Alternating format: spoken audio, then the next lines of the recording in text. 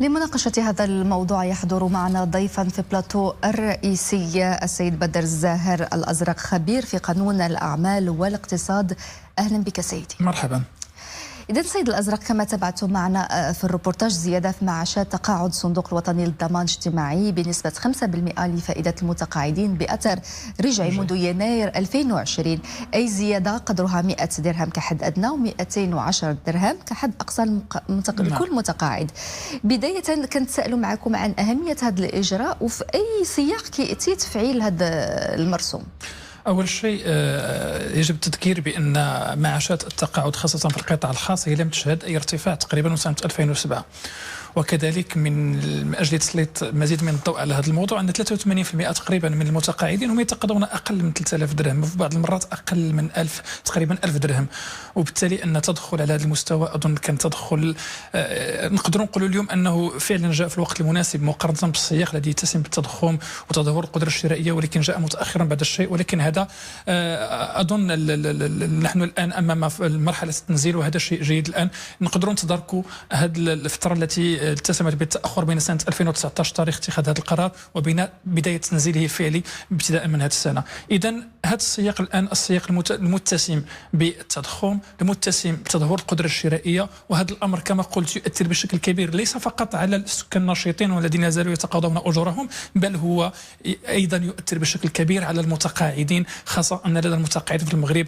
مجموعة من المصاريف، خاصة تلك المرتبطة بالأدوية والمرتبطة كذلك بالخدمات الصحية، مرتبطة بمجموعة من النفقات، في ظل أن هذه الأجور كما قلت التقاعدية لم تعرف أي تطور منذ سنة 2007.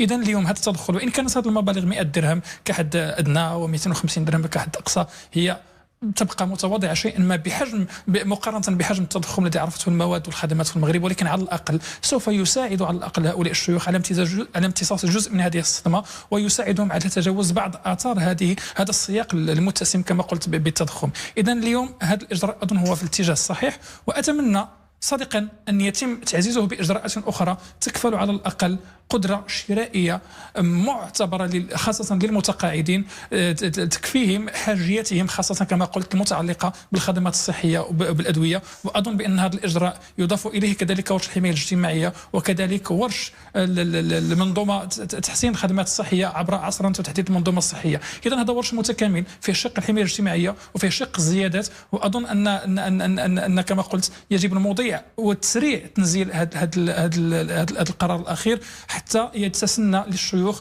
وللمتقاعدين الاستفادة العاجلة وبالأثر الرجعي من هذه المبالغ. إذا الزيادة في معاشات متقاعدي القطاع الخاص مكسب مهم في إطار الحوار الاجتماعي أستاذ الأزرق. قرار رفع المعاش كيهم حوالي 600 ألف متقاعد منخرط في صندوق الضمان، الصندوق الوطني للضمان الاجتماعي، وغادي يكلف أكثر من 700 مليون درهم. إلى جانب ذلك هناك نقاش آخر لا يقل أهمية مرتبط بقرار تخفيض من عتبة الاستفادة من التقاعد في القطاع الخاص من 3240 يوم مصرح به إلى 1320 يوم بموجب اتفاق 30 أبريل 2022. أستاذ الأزرق، أين تكمن أهمية هذا الإجراء؟ هذا قرار آخر جد مهم. إذا كنا في الفئة الأولى كنا نتحدث على أجراء أو متقاعدين يتقاضون تقريبا تقاعد بين 3000 أغلبهم بين 3000 و1000 درهم، فنحن الآن نتحدث عن فئة لم تكن قد تتقاضى شيئا لأنها لم تستوفي عدد الأيام المصرح بها، وبالتالي حتى الحق في استعادة ما تم المساهمة به كانوا لا يمكنهم الاستفادة من هذه المبالغ. اليوم جاء هذا القرار من أجل تمكينهم على الأقل أولا تخفيض المدة إلى 1320 يوم، وهذا أظن قرار في الاتجاه الصحيح، وفئة واسعة سوف تستفيد من هذا القرار وسوف يصبح لها راتب تقاعدي. ثم هناك فئة لن تحصل على الراتب التقاعدي ولكن سيصبح لها الحق في أن تتقاضى كل ما ساهمت به إلى هذا الصندوق. وأظن أن هذا الإجراء كذلك أظن هو في الاتجاه الصحيح، وكذلك يتسم مع هذا السياق الذي سبق وأن تحدثت عنه، السياق يتسم بالتضخم وتدهور القدرة الشرائية، وأن أي قرار في اتجاه تعزيز القدرة الشرائية وتعزيز الدخل خاصة للمتقاعدين أظن سيكون له وقع إيجابي عليهم وعلى القدرة الشرائية، وأظن كذلك على حتى على الدورة الاقتصادية. أستاذ الأزرق، تفضل بالبقاء معنا. بلادنا تتجه نحو مواصلة إصلاح أنظمة التقاعد، هاجس حماية معاشات الأجيال القادمة مع الحفاظ على المكتسبات المحققة من التحديات المطروحة على الحكومة والفاعلين الاجتماعيين في انتظار إرساء إصلاح شامل لمنظومة التقاعد. سمير أسبان وأمين شرقاوي. حالة من العجز تترصد صناديق التقاعد في السنوات القليلة المقبلة. استدامة التوازنات المالية لأنظمتها رهان عاجل يفرض نفسه اليوم على الحكومة. بحسب معطيات رسمية، نظام المعاشات المدنية سيستنفد احتياطاته بحلول سنة 2028. حوالي 14 مليار درهم سنويا هو حجم ما سيحتاجه الصندوق المغربي للتقاعد لتمويل عجز النظام. الخبراء في المجال يعتبرون الوضع مقلقا، ويؤكدون على أن حماية حقوق المتقاعدين لابد أن تكون أولوية كل مشروع إصلاحي. المطلوب اليوم هو إصلاح شامل لكافة منظومة ديال التقاعد في المغرب، أخذا بعين الاعتبار الطابع الاستعجالي ديال هذا الأمر، وأيضا لا يكون على حساب الأجراء اللي كيف ما كان الحال ما عندهم حتى شي مسؤولية في الوضعية الحالية. اليوم كل أرقام تقريبا كتدق ناقوس الخطر، يعني لا من ناحيه العجز اللي مثلا وصل في حاله ديال الصندوق المغربي للتقاعد لازيد من 25 مليار درهم السنه الماضيه، ولا من ناحيه نسبه التغطيه اللي كانت يعني في 1983 12 المنخرط مقابل متقاعد واحد. هذه النسبه نقصت لسته المنخرطين مقابل متقاعد واحد في 97، ثم 3 المنخرطين، ثم اليوم وصلنا للمنخرط واحد امام متقاعد واحد، وبالتالي فالوضعيه هي جد مقلقه. المغرب مقبل على تعميم الاستفادة من المعاش كواحد من مشاريع ورش تعميم الحماية الاجتماعية.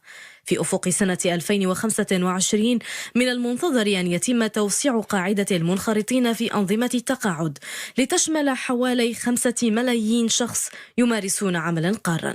بلوغ هذا الطموح يفرض على الحكومة صياغة سياسة ناجعة كفيلة بإنقاذ أنظمة التقاعد من سيناريو الإفلاس مع تنزيل طموحات ورش تعميم الحماية الاجتماعية. الاعتماد على حكامة جيدة في إطار مقاربة تشاركية. ثانيا، وهذا أهم، الرفع من نسبة النمو من أجل خلق مناصب شغل لتمكين هذه الأنظمة من الرفع من عائدتها.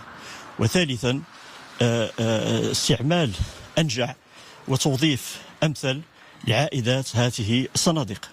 من جانبه، المجلس الاقتصادي والاجتماعي والبيئي سبق وأن قدم توصياته لإصلاح القطاع. دعا المجلس إلى إحداث نظام موحد للتقاعد يحقق التوازن بين القطاع العام والخاص، كما أوصى بتخصيص ما بين 2 و4% من الضريبة على القيمة المضافة لتمويل الحماية الاجتماعية بما فيها منظومة التقاعد.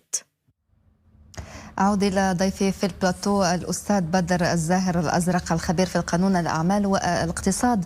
أستاذ زاهر، إصلاح منظومة التقاعد قيل عنها الكثير لسنوات بل عقود، وطرحت هذه الأشكالية على أكثر من صعيد. الآراء والتصورات تختلف بخصوص تعدد الأنظمة واختلال التوازن بين نسبة السكان النشيطين المشتغلين المستفيدين من التقاعد ونسبة السكان النشيطين غير مصرح بهم، وإشكالية العجز المسجل في صناديق التقاعد وغيرها من الإشكاليات تطرح أكثر من علامة استفهام بخصوص واقع الأنظمة الحالية للتقاعد. أكيد للأسف الآن واقع الأنظمة التقاعدية في المغرب هو يطرح مجموعة من علامات الاستفهام، خاصة حين يتم التصريح بأن سنة 2028 قد تكون بداية نضوج الاحتياطات المالية لهذه الصناديق، وما يدعو إلى التفكير بشكل جدي في كيفية تدارك هذا الأمر وإيجاد حلول مستدامة لمسألة التقاعد في المغرب. وهذا الأمر سبق أن نبه إليه مجلس الآلة للحسابات في مجموعة من تقاريره، كما نبه إليه المجلس الاقتصادي والاجتماعي في مجموعة من تقاريره. ولهذا الغرض عقدت مجموعة من الملتقيات ومجموعة من الندوات بهذا الخصوص، وكانت من أجل تشخيص هذا الواقع وخرج بمجموعة من الخلاصات في مقدمتها يجب التعجيل على الأقل بإخراج نظامين خاصين، أحدهما خاص بالقطاع العام وأحدهما خاص بالقطاع الخاص، في أفق إيجاد نظام تقاعدي موحد. هذا أول شيء. ثاني شيء هو محاولة دفع إلى خلق مناصب شغل جديدة لتوسيع قاعدة المساهمين، لأن قاعدة المساهمين أصبحت تضيق شيئا فشيئا، وبالتالي المساهمات قد لا تكفي في السنوات المقبلة لتغطية الرواتب التقاعدية.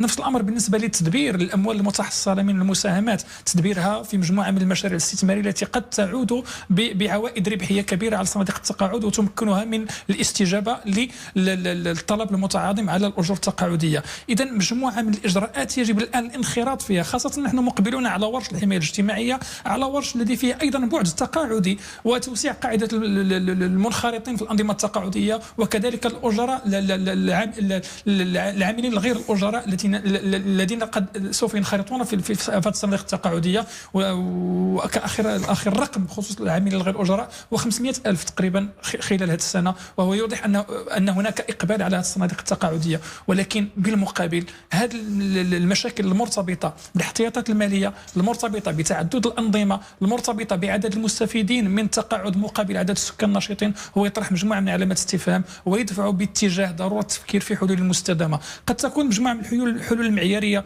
او المقياسيه التي تم اتخاذها مثل الرفع من سن التقاعد والرفع من المساهمات قد تؤتي اكلها بخصوص تمديد نفس السياق. استاذ الزاهر الازرق، الاكيد انه اصلاح منظومه التقاعد ليس بالسهل ويتطلب اصلاحات عميقه.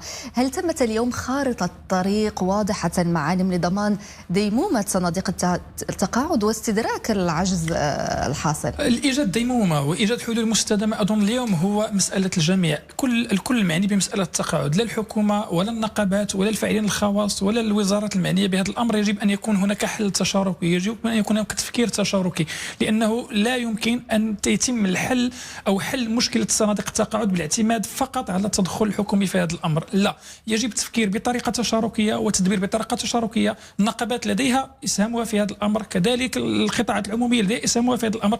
ان يكون هناك حوار وان تكون هناك مخرجات لهذا الحوار وان تكون حلول توافقيه، لان لا يمكن المضي فقط في مجموعه من الحلول كالرفع من سن التقاعد او الرفع من مساهمات المشغلين، في حين انه كحلول يمكن اللجوء اليها كما قلت الرفع من عدد المناصب سواء في الوظيفه العموميه او في القطاع الخاص، توحيد المضي وتسريع مسلسل توحيد الانظمه التقاعديه والتدبير وحسن استثمار الاموال المتحصل عليها من المساهمات الى غيرها من الاجراءات اللي يجب التسريع في تنزيلها، لان الان الوقت اصبح يلعب ضد مساله الاصلاح صناديق التقاعد. وكما قلت الان لدينا تواريخ 2028 راه بدايه التاكل الاحتياطي، وبالتالي هذا يفرض علينا ان ابتداء من هذه السنه ومواكبه لورش الحمايه الاجتماعيه ان يتم كذلك تنزيل ورش اصلاح صناديق التقاعد.